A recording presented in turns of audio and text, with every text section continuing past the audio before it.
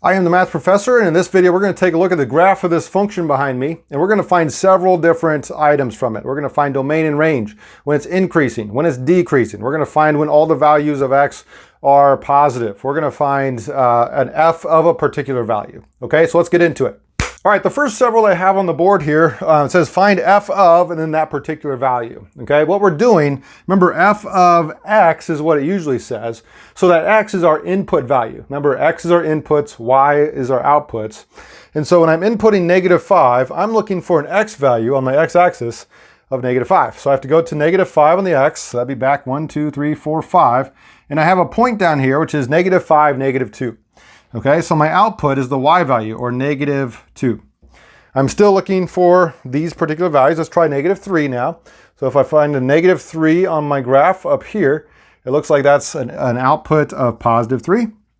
At 0, when f is 0, I'm way up here at 5 for my output. At f of 2, let's see, that's right here, +2. And that's also a +2 for the output, 2, 2. At f of 11, 1, 2, 3, 4, 5, 6, 7, 8, 9, 10, 11. We're over here at 0. All right, so the output is 0. And then f of 12 is down at this point, and it looks like our output is -3. Okay, if that's hard for you to remember the x's on that, just look for your ordered pair. The first one is what's inside the parentheses. The second one is what our answer will be at that x value. All right, let's try some more. Okay, I have a couple more problems here. For the first one, it says, for what values of x is f of x equal to 2? Remember, f of x is the same as saying y. So we're looking for the y value in our ordered pair, xy, where that is 2. And I'm seeing in all of these, if I go through them really quick, it looks like right here it's 2, and right here it's 2. So that's the ordered pairs 2, 2, and 7, 2.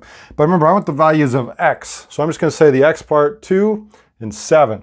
So for what values of x is f of x equal to 2? We're going to say for the values of x equals 2 and x equals 7. All right, next one. List all values of x when x is greater than 0.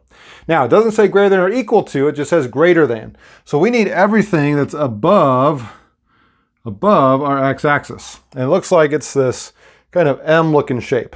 All right, but we have to be a little bit careful because it is not going to include that point because it comes down and touches 0. That's where it equals it. So if I start here, maybe where it first comes above my x-axis, that's going to be at -4. And we want our x value. So we're going to start at -4.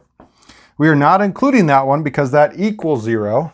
So it's going to be a parentheses. -4, it's going to go all the way until +4.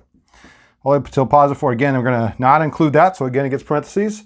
And then we have to set that, or combine it using our union symbol with the next piece. The next piece is from 4, or x value of 4, all the way until our x value of 11.